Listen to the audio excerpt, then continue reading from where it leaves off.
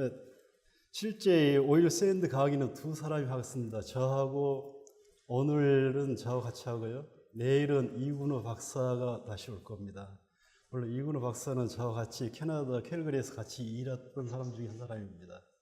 오늘은 오일 샌드 처음부터 해서 필드 패실리티까지 하고요. 내일은 이 타이틀에 있는 것처럼 센트럴 프로세싱 패실리티 디자인 그랬는데 보통 줄여서 CPF라고 합니다. CPF는 내일 하루 동안 하는 걸로 되어 있습니다. 여러분, 왜 오일 샌드가 저희들이 관심을 가져야 되는지,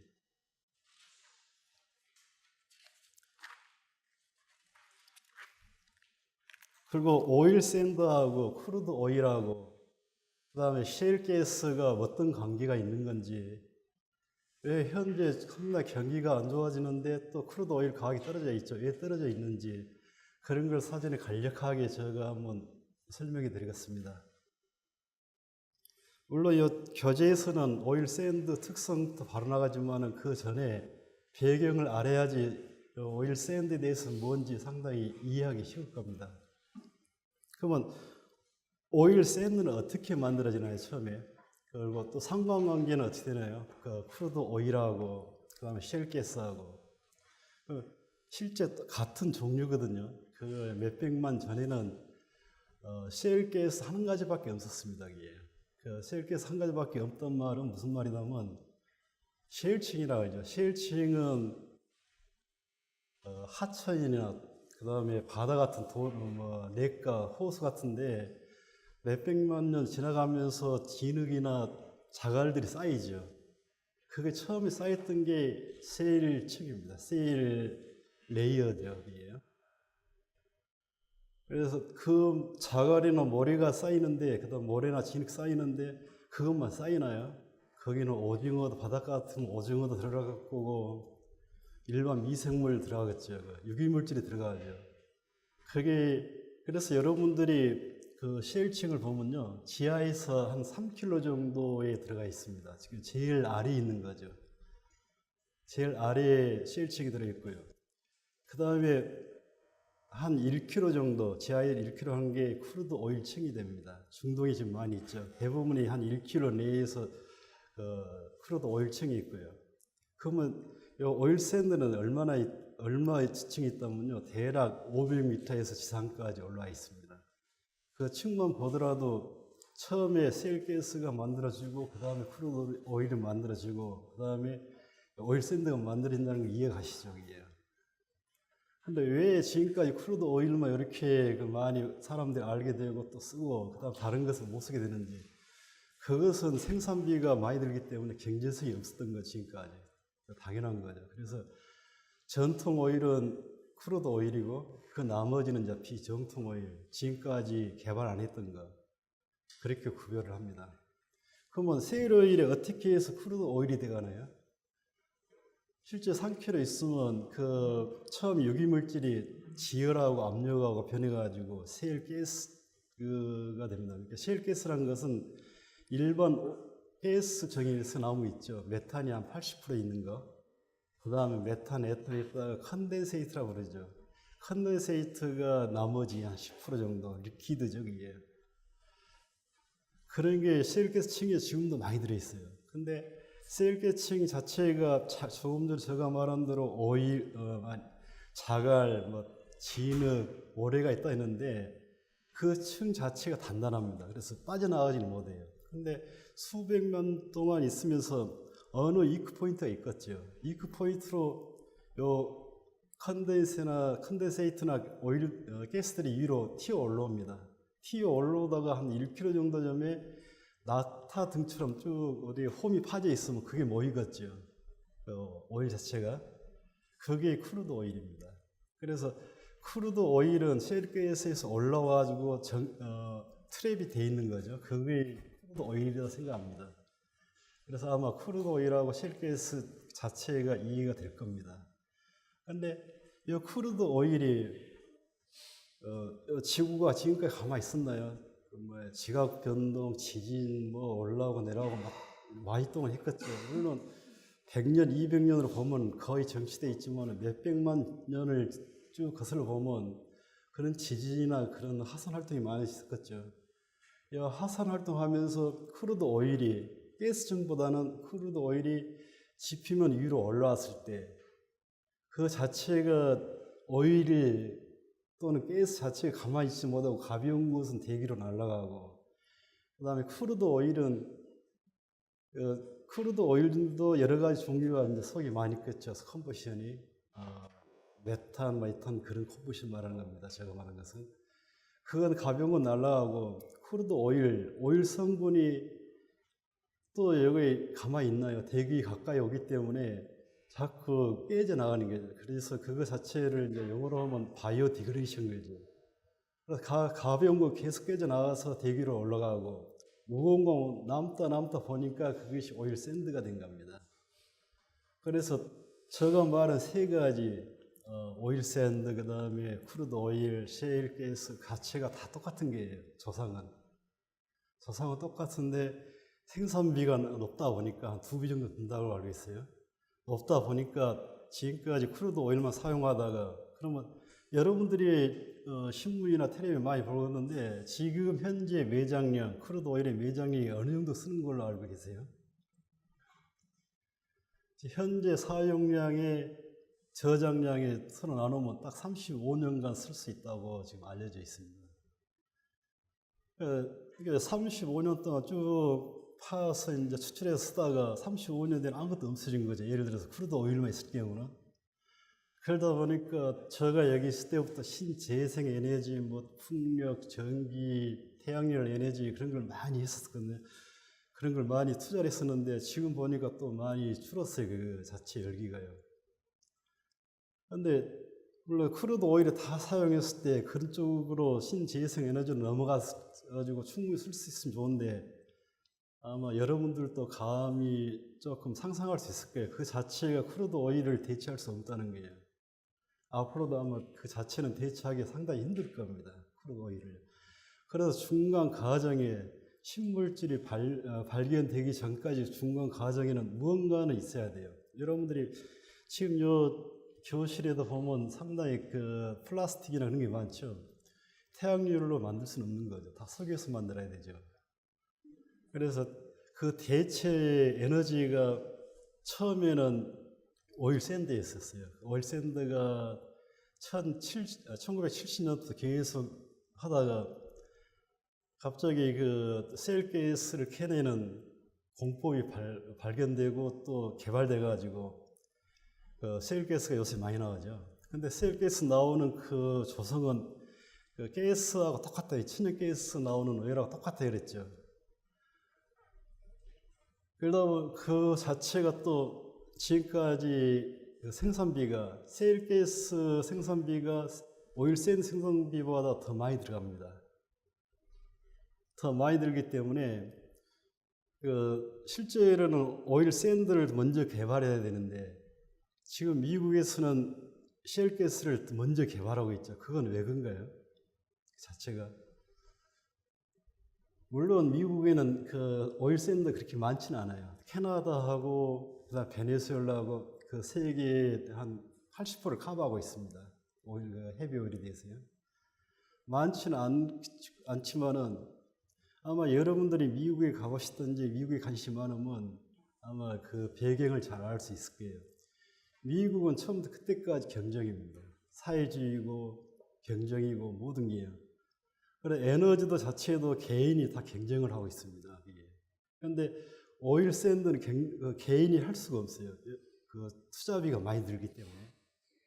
그래서 이건 정책적이든지 메이저 리파이너리 그 컴퍼니들이 다 들어와 있고요. 아마 강의 중에 쭉 그게 보일 겁니다. 근데 그 셰일가스는 개인이 위에 하나 뚫어가지고 그것을 팔면서 마진이 일어나면 바로 보고 만약에 손해 보면 바로 닫아버리고 완전 경쟁사이기 때문에 그렇습니다. 셰일가스가. 그리고 투자비가 많이 들질 않아요. 오일만 있으면 되니까 그 자체가요. 그래서 그동안 한 4, 5년 전까지 해서 작년, 재작년까지 해서는 셰일가스가 엄청 많이 일어났습니다. 지금 어떤가요? 만약에 메이저가 그 관리를 했으면 지금도 셰일가스는 계속 나오고 있었을 거예요. 근데 지금 거의 개인들이기 때문에 거의 도산돼 있죠, 지금요. 셀가스가.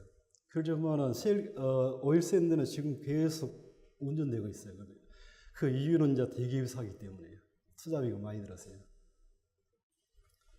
지금까지 제가 간략하게 셀가스 그 관련을 이야기했는데 뭐 질문 같은 게 있습니까?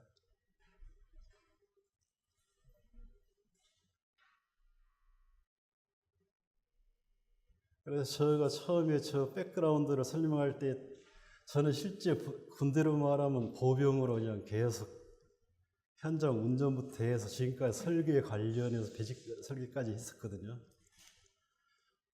그러다 보니까 구체적인 것은 상당히 많이 알고 있으니까 항상 질문이 있으면 그 구체적인 것은 항상 제가 설명해 줄 수 있습니다. 근데 정치적이 들어가고 그런 것은 제가 잘 모르죠. 그런 것은 평소에 관심이 없었으니까요.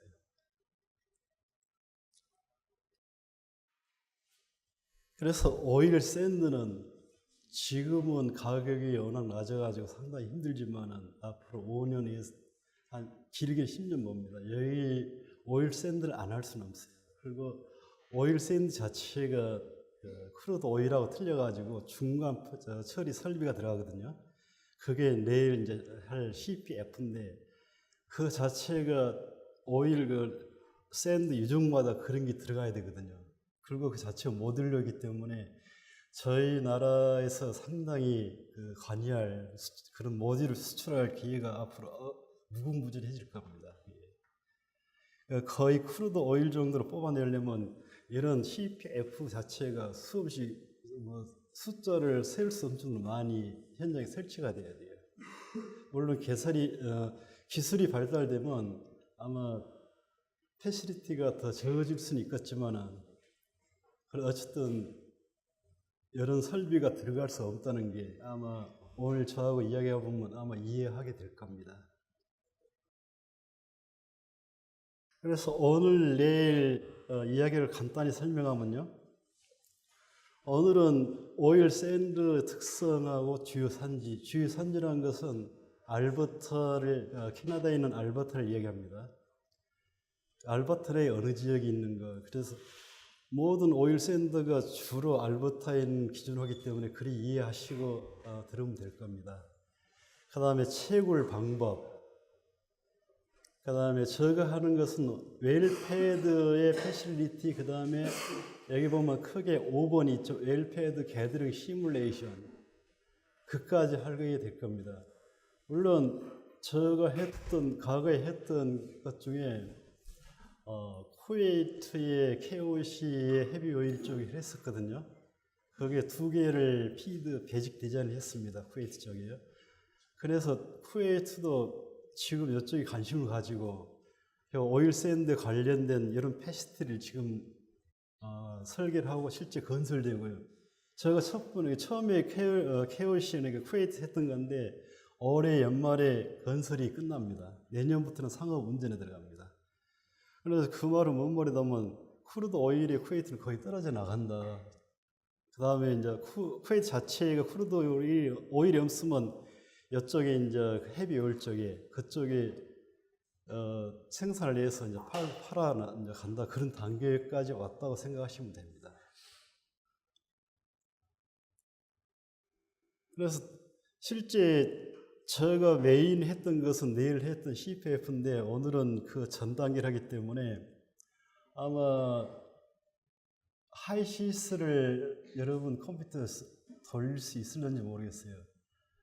저는 그쪽에 있으면서 실제 제가 했던 것은 그 헤비 오일이나 샌드 오일 물성치만 받아가지고 랩 데이터죠. 받아가지고 거기서부터 분석을 해가지고 하이시스로 해서 PFT 메탈로 발라서 그다음 PNID까지 다 하고 있었거든요. 특히 쿠웨이트에 2개의 짭이 있었는데 하나는 조인트 벤치 짭이었고 하나는 KOC 짭이었는데 그건 제가 처음부터 시뮬레이션 돌려가지고 메탈 밸런스까지 했던 짭이고요. 그래서 아마 이 교재 사전에 봤던 분이 있을지 모르겠는데 교재 보면요. 하이시스 인풋할 수 있는 모든 데이터가 속에 들어 있습니다. 그래서 하이시스로 이걸 한번 따라가면 여러분들도 헤비 오일에 대해서 전문가가 될 수가 있어요. 이게 처음부터 끝까지 할 수 있게끔 만들어져 있거든요. 얼마나 이제 시간이 많이 쓸는지 그건 모르겠지만은 CPF 앞에 쪽까지입니다. 근데 CPF는 다른 분이 했기 때문에 그쪽은 제가 이야기를 안 할 거고요.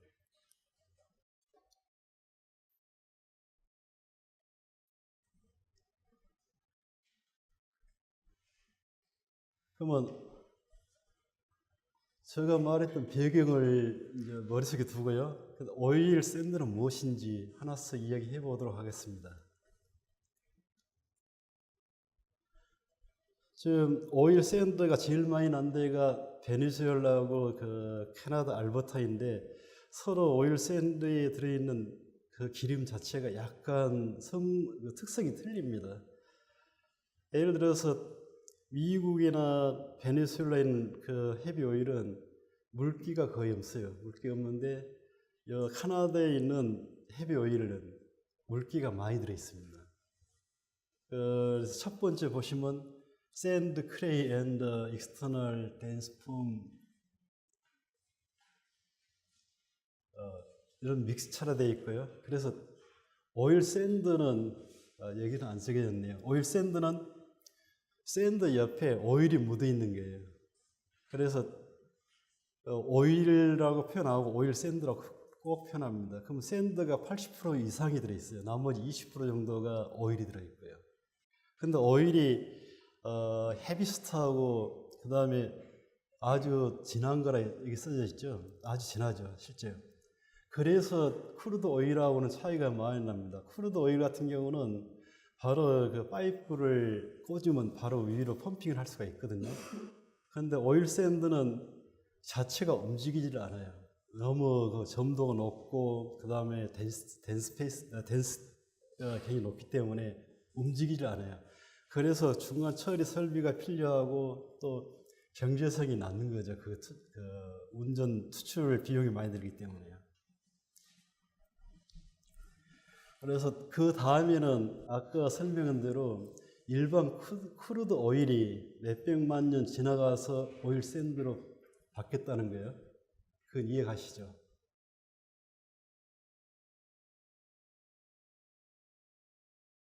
그 다음에 왜 컨벤셔널 크루드 오일은 바로 그 지하에서 바로 펌핑하고 올리는데 왜 안 되는지, 그거 자체가 점도하고 밀도가 높아진다 그랬죠. 그러다 보니까 중간 처리 설비, 그 다음에 땅 속에 있는 것을 유동화 시켜야 되기 때문에 그 유동화 시키는 방법도 여러 가지가 있습니다. 그런 방법을 사용하다 보면 생산비가 많이 들죠. 그 차이가 꼭 납니다. 그 다음으로 넘기겠습니다.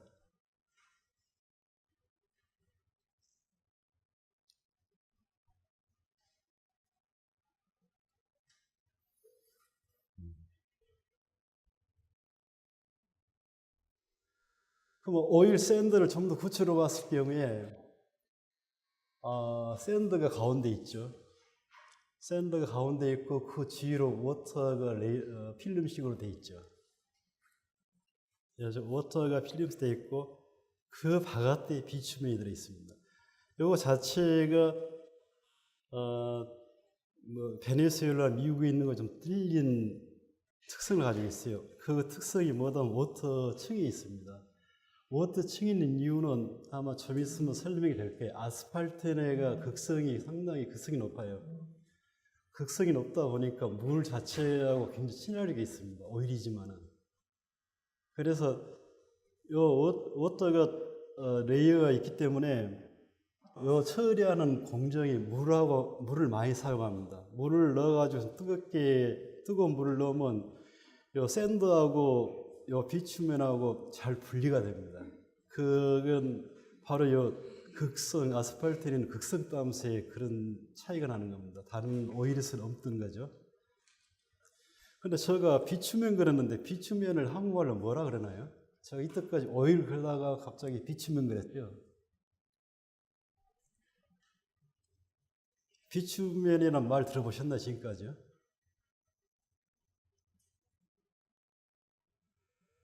비추면은 한국말로 번역하면요. 사진 찾아보니까 역청 그러더라고요. 아주 진한 기름. 그래서 실제 캐나다에서는 오일 샌드 그러지만 일단 서울로 들어가면 비추면이라고 밖에 안 합니다. 그냥 오일이라는 말 전혀 안 쓰고요. 그냥 비추면 그렇게 이야기합니다. 그래서 앞으로 쭉 강의하면서 비추면이라는 말을 계속 쓸 겁니다. 오일이라는 말은 이제 지금도 안 쓰고요. 그러면 여기 보면 샌드나 미네랄이 75에서 85%, 요건 오일 샌드 땅에 있는 걸 그대로 분석했을 때 이야기하는 겁니다. 그다음에 워터가 3에서 6% 정도. 그다음에 우리가 필요한 비추면 오일이죠. 오일이 10에서 18%. 물론 여기 있는 이 퍼센테이지가 픽스된 건 아니에요. 지역마다 속의 층마다 서로 틀리기 때문에 이 정도 있다고 하는 것만 이해하시면 됩니다. 그러면 그 아래로 가시면요, 이 비추면만 바로 빼내가지고 그 스트럭처를 다시 분석한 건데, 오일이 50%에서 60%, 반 정도 오일이 들어있죠. 그 다음에 레진이 30에서 35%, 그 다음에 아스팔텐이 15에서 25%. 이것은 그 다음에 가면 더 실제 그 현장에 있는 랩 데이터를 보고 같이 좀 더 자세히 얘기하겠습니다. 그러면 왜 저희들이 여기에 세 가지로 구분시켜 놨나요? 오일, 레진, 아스팔텐, 왜 세 가지를 구분시켜 놨나요? 같은 기름인데 구분시켜 놨죠. 그러면 이제 여기서 일반 크루드 오일하고 가장 차이 나는 점이 아스팔텐이거든요. 아스팔텐이 크루드 오일에서는 한 1%, 2%밖에 안 들어있어요. 근데 여기에서는 거의 20% 가까이 들어있죠, 아스팔텐이요. 실제 여기 세 가지 종류에서 가장 쓸모없는 게 아스팔텐입니다. 여러분들 어떻게 이해하기 쉬운 게 도로에 있는 아스팔트죠? 그거 비슷한 거예요, 지금 저게. 그러면 좀 더 구체적으로 들어가면요, 50%, 60% 있고, 그다음 레진이 있고 아스팔텐인데, 실제 이걸 크게 두 가지로 나눈다면 아스팔텐하고 말텐으로 나누거든요. 오일하고 레진을 일반 기름에 쓰는 건데, 그것을 말텐이라고 그러고요. 나머지는 아스팔텐이니까 아스팔텐, 말텐 그렇게 나누는 겁니다. 그러면 오일은 일반적으로 뭐나요? 아마 자주 여러분 접하는 휘발유, 가솔린, 가스오일이 거의 디젤유죠. 디젤유를 이제 리파이너리 쪽으로 가스오일을 그렇게 표현하는데 50%, 60%는 일반 세츄레이트 상태하고 또 아로마틱, 벤증고리로 된 방향적으로 돼 있는 게 바로 기름을 쓸 수 있는 게 오일이고요. 레진은 세츄레이트 오일이 변형돼 가지고 약간 더 밀도가 높아진 게 레진이라고 보시면 됩니다. 그래서 실제 우리가 여러분들이 가장 쉽게 접할 수 있는 이 레진은 소나무가 사례가 많죠. 거기 송진이 있죠. 그걸 레진이죠. 그것이 중합체입니다. 그 자체가요. 속에 분자 고리들이 서로 중합되어 있는. 그래서 레진이란 말은 한국말로 번역했을 때 뭐죠, 여기? 아마 많이 들어봤을 건데 어떻게 생각 안 날 거예요. 여기 수지라 그러죠, 수지. 뭐 이런 데 보면, 여기서 보면 아마 물탱크들 지상에 많이 있는데 에폭시라 그러죠. 에폭시를 만들죠. 근데 조금 더 길게 이야기하면 레폭시, 수지, 레폭시, 레진 그러죠. 수지, 레진한 말은 중합됐다 그런 걸 표현한 겁니다. 그래서 저희 앞으로 이제 업그레이드 들어갔을 때 오일하고 레진은 좀 더 값어치 있는, 경제성 있는 휘발유나 납산 그쪽으로 잘 변환이 되는데 아스팔트는 안 되기 때문에 이거 자체가 아스팔트를 조금 더 집중적으로 앞으로 이야기할 겁니다. 어떻게 처리하는 건지. 근데 지금 이 교재에는 잘 안 써 있지만 아스팔트에 대해서 좀 더 구체적으로 얘기했을 경우에, 특히 여기 알버타에 있는 비추면 중에 아스팔텐이 틀리다 있죠. 그 틀린 것은 극성 덤스 틀리다 있죠. 이 극성이 어디서 나오나요?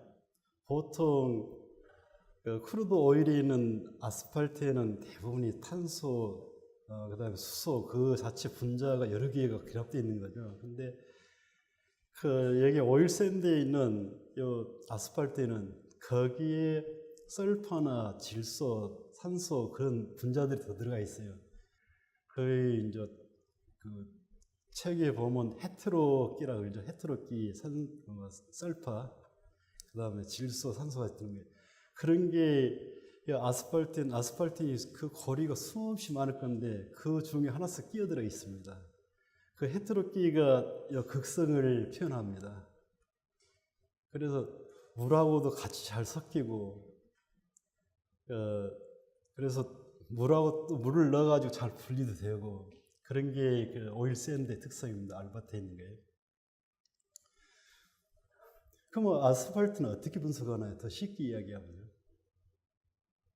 실제 제가 오기 전에 한번 어떤 책에 찾아봤더만 아스팔트인이 알려진 게 된 게 한 100년도 안 됐대요. 여기 자체가요. 오일이나 레진, 아스팔트 모든 게 톨렌에 집어넣으면 다 녹는다고 되어 있습니다. 근데 아스팔트는 그 C5 펜탄이죠. C7 그런 알킨 게 있다 넣으면 10년이 된다고. 그게 아스팔트이다. 오일이나 레진은 다 C5나 C7에 그 솔벤트 넣었을 때 다 녹는데 아스팔트에는 바로 침전이 된대요. 그래서 아마 여기 오신 분 중에 한 분이 SK에서도 많이 왔을 건데 실제 제가 캐나다에 있을 때 SK에서도 같이 근무를 했었거든요. 아마 저 얼굴 기억하는지 잘 모르겠네요. SK에서 뭘 했었다면 그 포트 힐이라고 그 캐나다에서 제일 큰 회사가 썬코입니다. 썬코에서 포트 힐 쪽에 마이닝 프로세스인데요. 그 중에 프라이머리 익스트랙션 쪽에 있었거든요. 그때 SK에서 현지에다가 조그만 엔지니어링사를 현지 업체를 설립을 했어요. 그 스잡을 수용하기 위해서. 그때 제가 그쪽에 부인해가지고 한 거의 2년간 같이 일했었죠. 포틸 세컨드 익스트랙션 설계하는데요. 그래서 거기는 좀 이따가 포틸 프로세스 간략히 나오는데 거기 마이닝 프로세스는 C5 솔벤트를 써가지고 이 아스팔텐을 한 중간 정도, 반 정도를 제거를 시켜버립니다. 프로세스 내에서. 근데 다른 프로세스는 이런 제거 기능이 없어요. 뭐 세거든이 다른 앞으로 계속 프로세스 여러 가지 나올 건데 그런 것은 바로 업그레이드 쪽으로 바로 가는데 별로 쓸모없는 것을 반 정도 제거를 했던 그 프로세스였는데 그러다 보면 비추면을 상당히 고급화해서 좀 비싸게 팔 수가 있는 거죠. 그래서 그렇다 생각하시면 됩니다.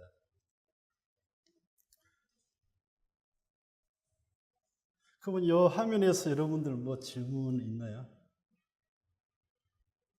뭐 궁금하든지.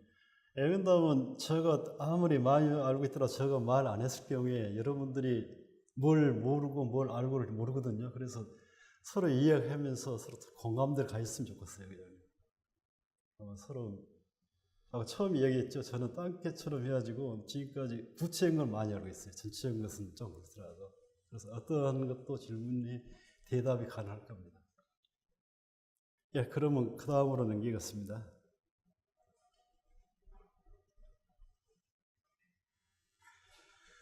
첫 번째, diffuse quality range between 7 to 10 디그리 API 그랬는데 이 API가 뭐나요?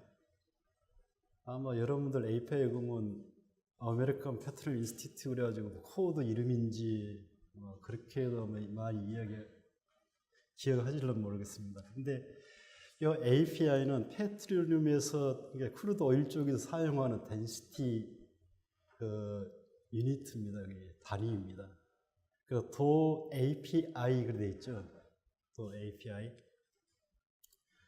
7에서 10 그랬는데 10이 그냥 일반 물이 10입니다. 비중으로 따지면 1이죠. 물이 1이니까요. 그러면 7은 비중으로 따지면 어느 정도 되나요? 7은 대략 1.01. 근데 여러분들 한번 보세요 한번요. 기름 크루드 오일 비중이 1.01이다 그러면 무슨 말 하는지 모르겠죠. 근데 7 API다 그러면 다 알아먹어요. 그래서 편하게 하기 위해서 이런 유니트를 만들어 놓은 겁니다. 그래서 쓰다 보면 10이 무리고 그 7은 더 무거운 거. 그 다음에 요거 자체가 API가 뭐 10, 20, 30, 40 그리 가거든요. 크루드 오일이 30에서 40 그 사이에. 그것만 기억하고 있으면 API 유니트 쓰는 게 굉장히 편합니다. 그래서요. 굉장히 이해하기 쉬워요. 그런데 알버타인은 오일 샌드에 나오는 비추면은 10이 거의 안 넘습니다. 물론 넘는 데도 있지만은 10이 넘질 않아요. 그러니까 물보다 더 무겁죠. 그 말은 물에다가 여름 비추면을 뽑아 추출해가지고 놓으면 다 가라앉아요. 기름이 가라앉으니까 좀 이상하죠. 실제 헤비 오일이 다 가라앉습니다. 그 다음에는 뭐 2001년 발에 있다는데요. 저도 뭐 여러 번 머릿속에 안 들어오고 그냥 많이 있다. 헤비 오일이 엄청 많이 있다. 그렇게 이해하시면 됩니다. 그래서 지금 2001년 발을 그랬는데요. 현재 알려진 게 가채 이제 매장량이 172, 315 그랬는데 한국에 쓰는 게 대략 찾아보니까 0.8 빌리언 오일이 돼요. 바렐이 돼요.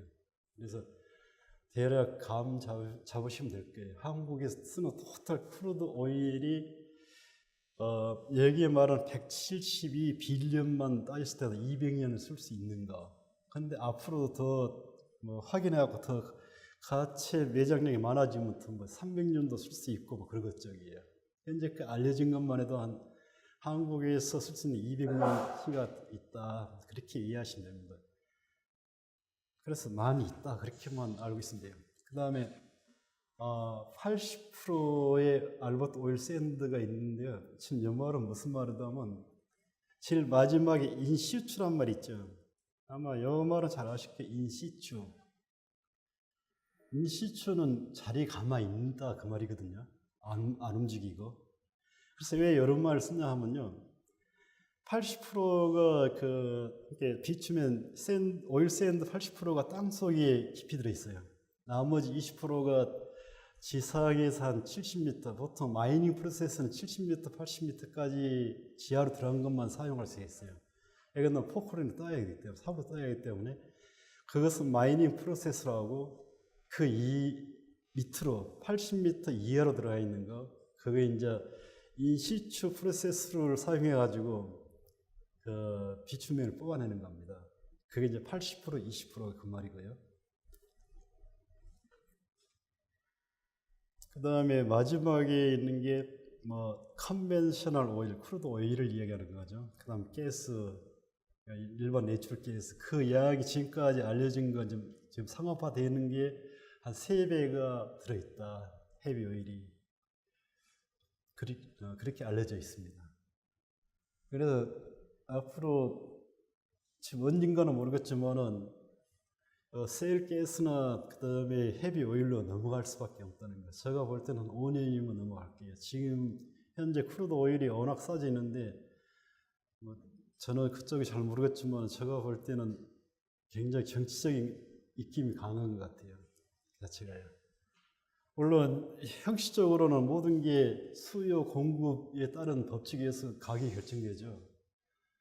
근데 사우디아라비아가 가만히 있나요? 지금 이란이 나오니까 실제 이란은 누가 좀 해주고 있나요? 뒤에서 돌봐주고. 지금 돌봐주고 있는 게 미국이죠. 미국하고 지금 대들고 있는 게 지금요. 사우디아라비아에서.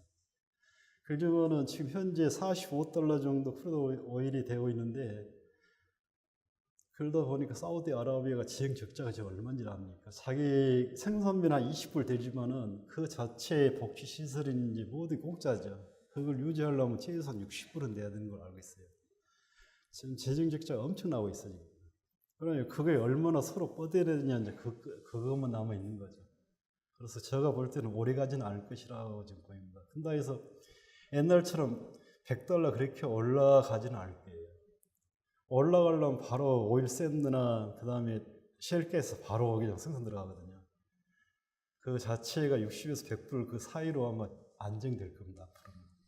옛날처럼 막 뒤죽박죽 되지는 않고요. 네, 그리 이해하시면 되고요.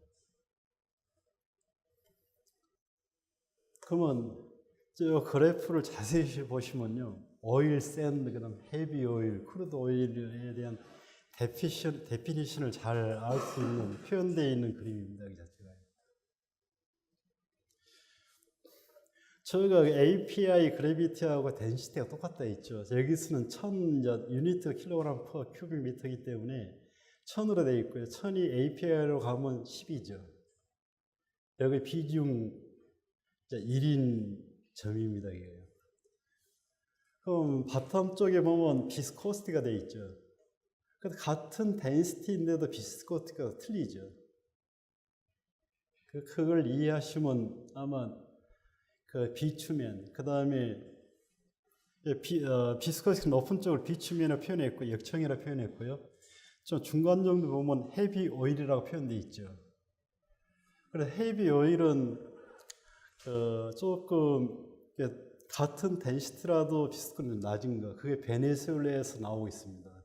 그 다음에 쿠웨이트가 저가 더블 2개 있다 했는데 그쪽은 그냥 헤비 오일로 표현합니다. 그것은 뭐다면 덴시티도 낮을 뿐 아니라 비스코스 상당히 낮습니다. 그쪽은요. 그러니까 제일 단단하고 비스코스 높은 데가 캐나다에서 나오는 샌드 오일이다, 비추민이다 생각하시면 됩니다. 그러면 여기서 보는 봤을 때요, 덴시티로 하면 상당히 서로 나누기 힘든데 API로 했을 때 상당히 편하죠. 여러 개 나눌 수 있으니까요. 그래서 7에서 10, 보통 11까지 가지만 일반적으로 캐나다에 있는 비추민은 7에서 10 사이에 API 그래피티를 가지고 있습니다. 그 상태에서 비스코시티 차트를 보면요, 만이죠. 실제 10만 그렇게 갑니다. 10만, 100만까지 들어갑니다. 그 지역에 따라서요. 요 영역에 있는 게 캐나다에서 나온 비추면이고요. 그 다음에 엑스트라 헤비 오일 쪽이 대부분이 그 베네수엘라에서 나오는 오일이라고 생각하시면 됩니다. 그쪽에는 비추면에 표현 안 합니다. 물론 헤비 오일이 캐나다보다 더 많이 매장되어 있다고 알려져 있어요. 더 많이 있습니다. 그래서 그 다음에 제가 쿠웨이트 했던 게 비중이 디자인 기준을 어떻게 했다면 11에서 17로 해서 디자인을 했었거든요. 보면 API 11에서 17이면 이 정도 되는 거죠. 노란 쪽에 있는 게 쿠웨이트에서 나오는 헤비 오일이다, 이렇게 생각하시면 됩니다. 그 다음에 제가 어떻게 이야기했었지만은 크루드 오일은 어느 정도 되나요? API로 한 30, 31, 32. 크루드 오일은 이 정도 선에서 놀고 있는 거죠. 그래서 처음에 저희가 셰일스 가스, 그 다음에 일반 크루드 오일, 그 다음에 오일 샌드 구분했는데요. 여기에서는 또 비추면, 헤비 오일, 크루드 오일 그 자체를 구분할 수 있겠죠, 지금부터는요.